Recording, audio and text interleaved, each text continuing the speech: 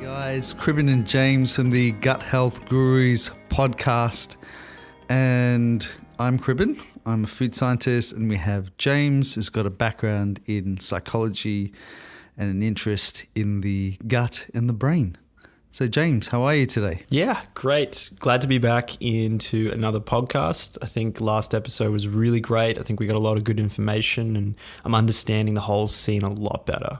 And I think we're just scratching the surface on all the information that we got back from the Gut Brain Axis forum or conference in Paris. And I'm really excited to explore all those concepts. But I thought, as a good continuation on to what we were talking about last week around probiotics, let's keep going down that rabbit hole. Let's keep exploring it.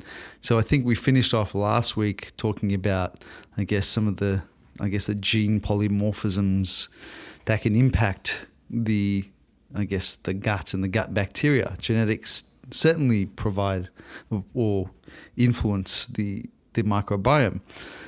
But I thought we'll do a whole episode down the track on just talking about the gene side and how that impacts the gut microbiome. But I thought today, let's keep talking probiotics. And we just had a fantastic workshop on the weekend. We had some pretty much, I'd say, newbies in the gut health space, really engaged, really mind-blowing in terms of the connection between the gut. Yeah, I remember there was one lady in the audience and you were explaining how the gut and the brain communicate to each other. And she had this really quizzical look. She's like, wait a minute, are you saying the gut speaks to the brain and they communicate to each other? And then you were like, yeah. And she's like, wow.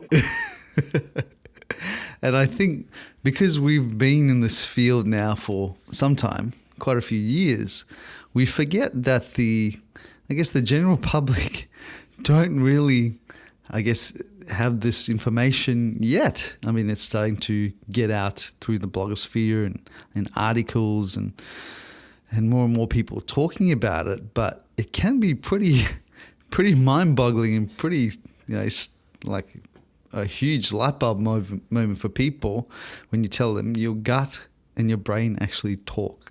Yeah, it's like a lot of stuff starts to make sense after that. Like, oh, now I know why I feel so bad, because whenever I ate this horrible food, I feel really bad.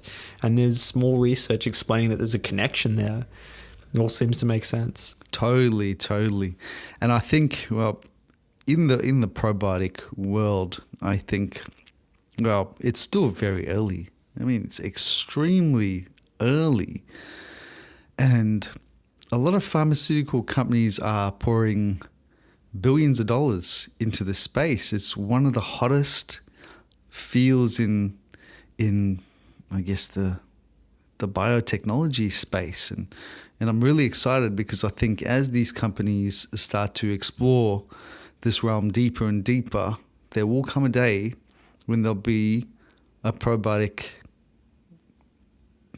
pill or supplement, or whatever you want to call it, that will be highly targeted towards a diseased state. But I don't think we are quite there yet. And I think that it's a dangerous period because some companies are using, the food supplement avenue to, not have the same rigor as if they were going to go through the drug discovery pharmaceutical path. Yeah. Okay. So what you're saying is you start off with some type of probiotic substance, like a company develops it. And one way they could go is marketing and selling it as a supplement, or they could go the other avenue, which is as a drug and more of a pharmaceutical. And if they go down the supplement path, they don't need to test it as rigorously as you would have to if you were marketing and selling it as something that's pharmacological. Yeah, you hit the nail on the head. That's spot on. I mean, our food standards code is pretty strict and rigid, but the pharmaceutical route is even more stringent, and I think it requires a lot more I guess, randomized controlled trials to actually prove that the supplement or drug, probiotic drug, is actually doing what it's supposed to be doing and it's not causing harm. And from the conference, I got the feeling that, I guess, the regulatory bodies in Europe specifically, because this conference was in Europe, are pretty concerned about probiotics. And they are asking these companies that are developing these probiotic products to make sure that there's no antibiotic resistance in the probiotic strains that they're developing. Because imagine the risk if the strains now become antibiotic resistant, like some of the troublesome ones like golden staph. So the regulatory bodies now are starting to crack down, specifically in Europe, and I'm sure, from my knowledge, in Europe, this is going to flow on to the rest of the world, I think. So, I mean, wow. So what I'm wondering about is the antibiotic resistance. So I know that if you keep on taking antibiotics over and over, eventually some type of disease or virus is going to develop that's immune to those antibiotics, kind of like a natural selection type of thing. But it like whatever survives is the really nasty virus that can survive all the antibiotics you throw at it. And so I wonder, how does that work with the probiotic situation? What's going on there? Yeah, firstly, James, I think just to clarify, we're talking bacteria. So viruses are very, very different. Gotcha. So bacteria, the risk with bacteria, from my knowledge, bacteria have the ability to transfer antibiotic resistance between each other. So hence, I think this is one of the reasons why regulatory bodies are concerned, is that if you get these probiotics that are developing antibiotic resistance, and then you're using it within the environment and in the body, they can transfer that resistance onto other bacteria, and potentially ones that are pathogenic, meaning that they can cause disease. So I think this is the risk that they're worried about. And it was certainly discussed by many of the speakers and experts. And specifically, there was a lady that was from one of the regulatory bodies in Europe. I'm blanking on the name or the name of the agency, but she was particularly concerned and vocal. And I spoke to some of the other, I guess, manufacturers who are going through this discovery process in terms of probiotics. And he was saying that this is a requirement now from the regulatory bodies to show that there's no antibiotic resistance. Yeah, okay. So they're essentially worried about you or people consuming probiotics and then it actually having a negative effect and leading to some type of disease. And if we don't have strict regulatory systems in place, no one's really checking to see what these probiotics are doing to us. Yeah, and absolutely. And I think now the whole probiotic space, the gut health space, is a pretty hot scene. And I think now is the time to really be cautious on, firstly, really putting some rigor on how these claims are made. Are they substantiated? And also I would caution to ask these companies to prove that their supplement products are not creating this antibiotic resistance issue. So it needs to be discussed within our regulatory frameworks in Australia as well. Yeah, okay, gotcha. And so, I mean, for me, it's making me want to just stick to fermented foods. Like, I feel like it's this complex and uncharted territory now with probiotics. I feel really cautious about just going and taking a probiotic pill. That's what's coming up for me.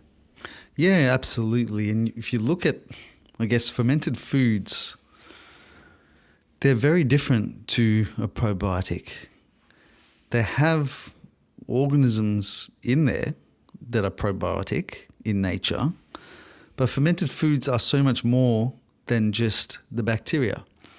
Because at the end of the day, the bacteria are almost just like a factory, and they're going to produce substances or metabolites that are going to be either beneficial or not beneficial. So with fermented foods, the beneficial metabolites are things like, it could be vitamins, it could be signaling molecules. There's a whole range. And then it's got the food itself, which then has a range of peptides, nutrition, fiber. So there's so much more to fermented foods than just the bacteria. I mean, the bacteria, a probiotic bacteria, has to go through a hell of a lot of, challenges to actually get into the body, get into the gut, get into the lower part of the gut, and then elicit a benefit.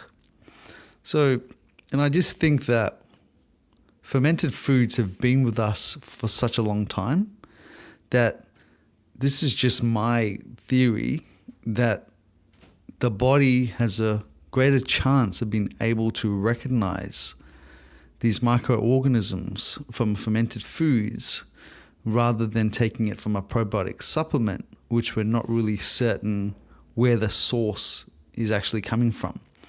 Because through, thousands and thousands of years, the body has to determine with food as well and these probiotic organisms what is friend and what is foe. And the body, if it recognizes it as being an invader, will trigger its immune system and produce, an immune response to kill off these bacteria. So it becomes a very expensive, or it could potentially become a very expensive exercise when you're paying hundreds of dollars for these probiotic supplements, only having to almost burden your immune system, and they're not having the ability to actually survive, elicit a benefit. And don't get me wrong, it doesn't need to colonize, but it needs to elicit and help benefit to be called a probiotic. Yeah, okay. So it needs to elicit some type of health benefit. Really interesting. I think something you brought up last week too was the idea that it's not that easy for the probiotics to get in and get past your immune system and everything that's going in within the body. What was the idea there? Can we clarify that a bit? How does the body treat these essentially foreign substances that we're putting in? Yeah, that's a good question, James. I mean, the gut lining is very thin, so it's a permeable membrane. So it needs to allow nutrients in, but keep what it perceives as a threat out. So, and that's, I don't really want to go down that sort of medical discussion around antibodies and, all these immune cells. Yeah. But essentially the body has a system to determine what is friend and what is foe. And this is pretty much trained from our whole lives. And I think my theory is it's also built into our genes. So because we've been around for thousands of years, or tens of thousands of years, potentially millions of years, so it's inbuilt in us. And I think food gives you a much greater chance to actually, firstly, help these probiotic organisms that are in the food to get through the harsh environment of the gut and have a greater chance of actually being recognized by the body itself. Gotcha. as friend, not foe. Yeah, okay. Great. So were there any other big takeaways that you got out of this conference? I feel like the information we're getting out of it, it's mind-blowing and challenging, and we're finding out so much about this whole space. Were there any other big takeaways? Yeah, my other big takeaway is that we're really only just scratching the surface when it comes to probiotics.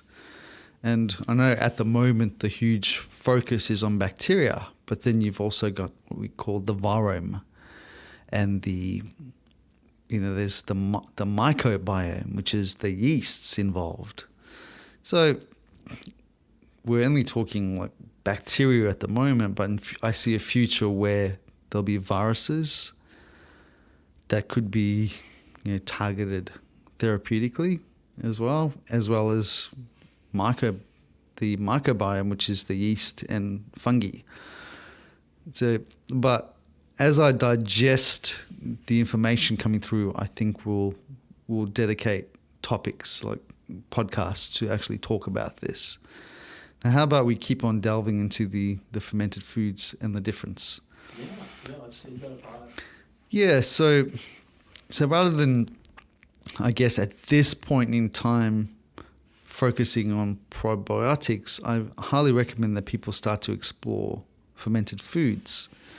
And you've got some amazing weapons in your arsenal. You've got kefir, which is well studied. You've got fermented vegetables, which are an integral part of almost every single culture on the planet, even a huge part of Australia.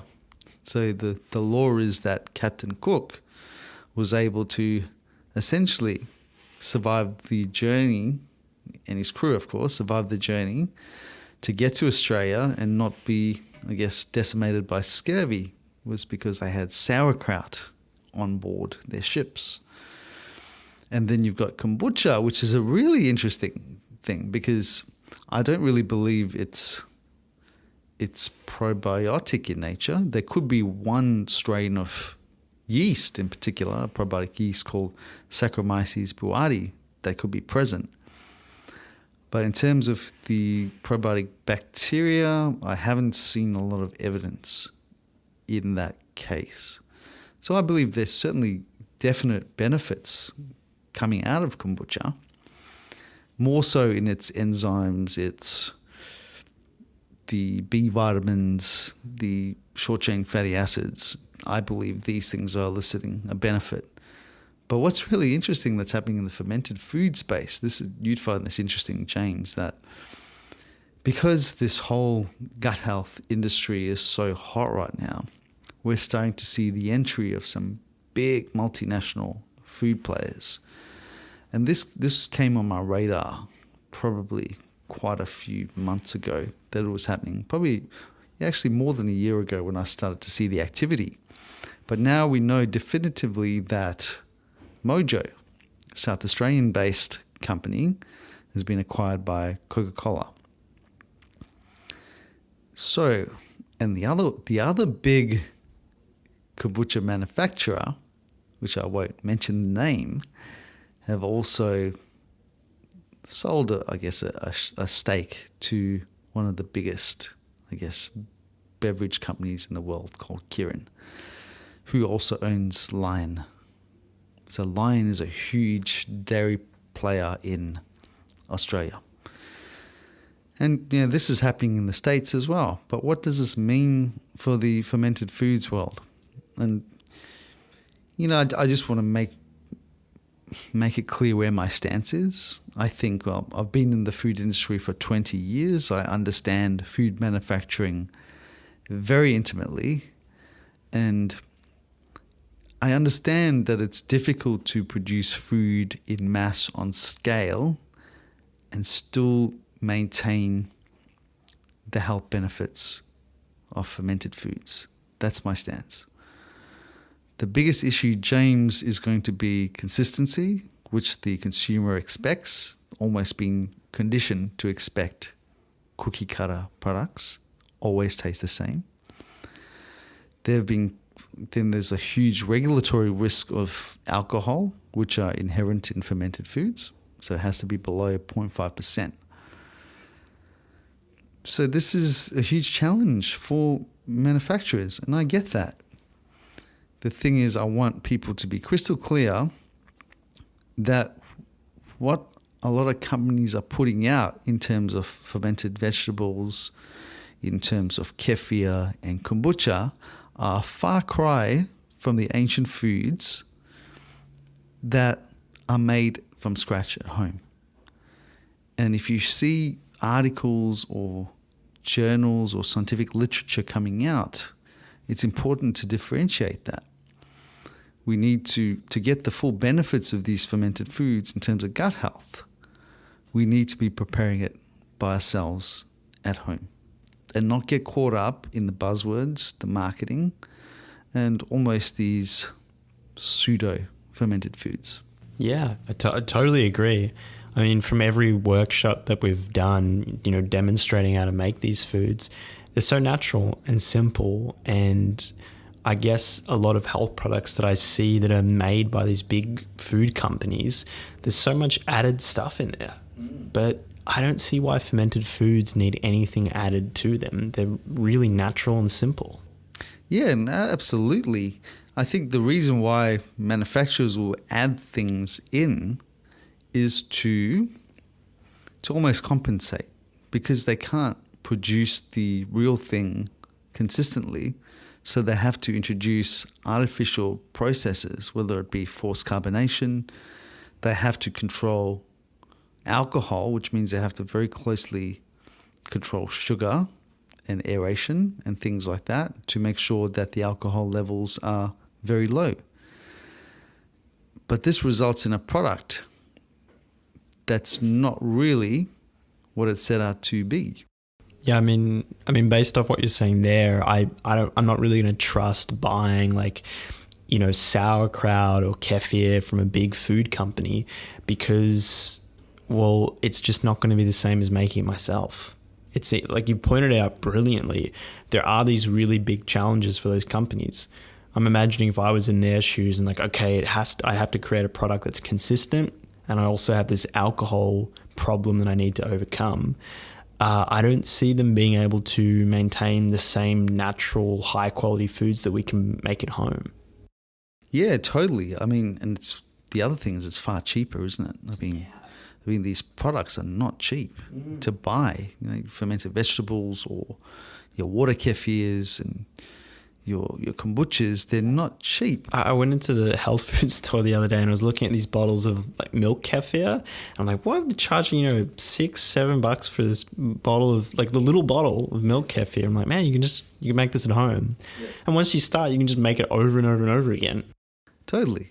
And I mean, with milk kefir, I have not seen one brand of milk kefir on the shelf that actually uses real kefir grains. So what manufacturers are doing are essentially using lab-prepared strains of bacteria, adding it to their products and calling it kefir.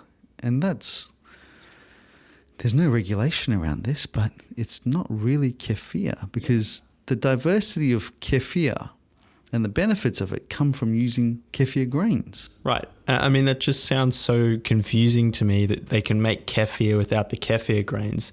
I thought kefir is made from the grains. That's where all the goodness starts. Absolutely. I mean, the benefits of kefir is pretty much from this fermentation using kefir grains, which will produce all these beneficial metabolites. And so that's my real wish is for people to be very clear. I mean, there's so much information out there these days on the blogosphere. It's so confusing. What do you believe? And I really want to cut through that, cut through the jargon and the marketing nonsense and encourage people to just really have a go and make these products at home. Then they're relatively easy to make. They do take time, which I get is not convenient for everybody, but it's such a rewarding process. I think I totally agree. And I think it's great being able to make them yourself too.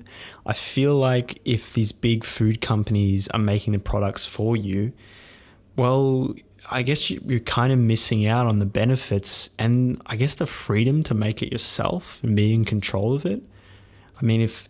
For example, if these big companies just start making all the milk kefir, then you just have to have their milk kefir and you can't make your own. You can't make it as good as you could at home.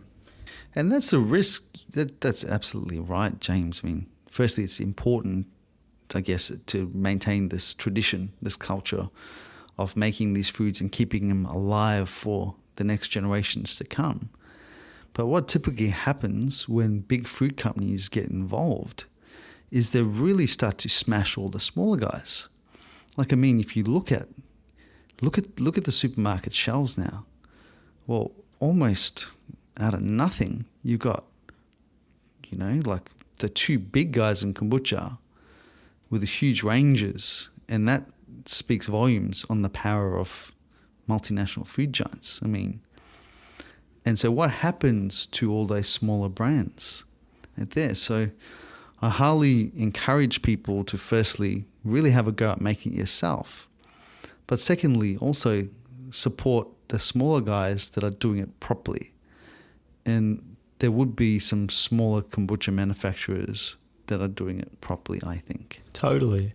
I think it's really good just in general to buy from smaller businesses and organizations and sources. I go to the farmers market a lot. There's this one guy who sells, I think, sauerkraut. He makes a bunch of different fermentations. And it's just so great to go speak to him, the actual person who made the product. And then I know my money's going straight to him so he can continue doing what he's doing. And there's that social aspect there of having the conversation, which I don't think you get with these larger companies. It's just kind of faceless and it feels artificial. And I think there's a big community benefit of making them at home too. Like, you make kefir for yourself, but then you share it with your friends, you share it with your family.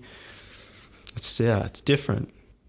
Yeah, absolutely. I love that sharing aspect, James, because, people in our community, they love to share the knowledge, share their grains, share photos and pictures and recipes. Because once you start exploring this world of fermentation, I mean, there's so many different products you can experiment with. You might start experimenting with, kefir to start with, because it's easy and fast. You could have water kefir or milk kefir ready in like 2 days. And then you might experiment with some kombucha, which is a slightly longer time frame. You're looking at 7 to 10 days. And then you might explore fermented vegetables, which could take longer. It could be, 4 weeks, 6 weeks. But I love it because I go down to my local farmer's market, buy the best head of cabbage that I can get, and I make a sauerkraut that's exactly to my palate with, the right salt level, the right amount of caraway seeds. And that's the beauty of fermentation. And if you look at so much of these processed foods that are dominating the supermarket shelves, at some point it would have had an origin of something that was pure and natural and culinary and made, by a grandma or, a small village. I think about, pasta sauces and the tradition with Italians, how they make their pasta sauces as a family, as a community. The same thing with salamis, with Italian families making salamis. And I really hope that, with making sauerkraut or kimchi, that people can get together and have a kimchi party or, a sauerkraut party where you get together and you with your friends and your family and you make, a whole heap of sauerkraut. It could be maybe you're growing your own cabbage in your backyard or your chilies, and then you're fermenting it to keep it kind of preserved through the next season until you wait for the next crop to come. And this is the essence of fermentation.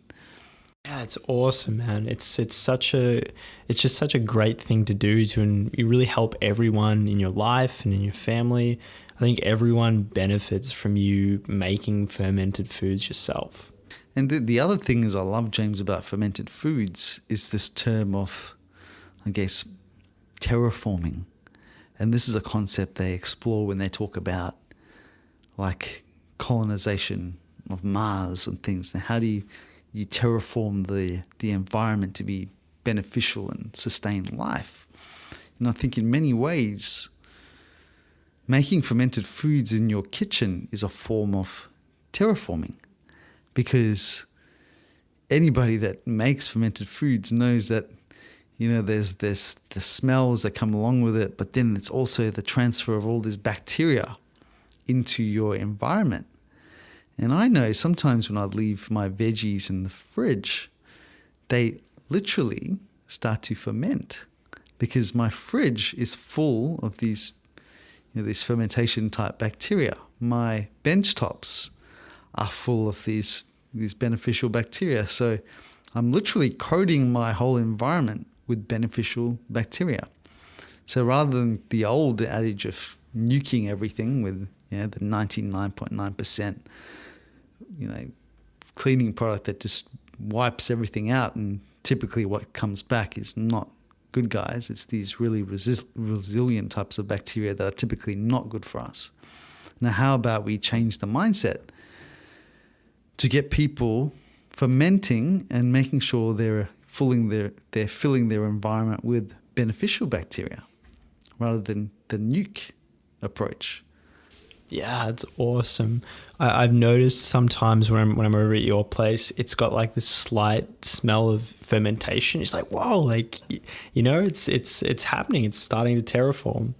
And I think that's cool as an idea that when you're creating all these fermented foods, your whole house becomes beneficial. Like it's all that bacteria.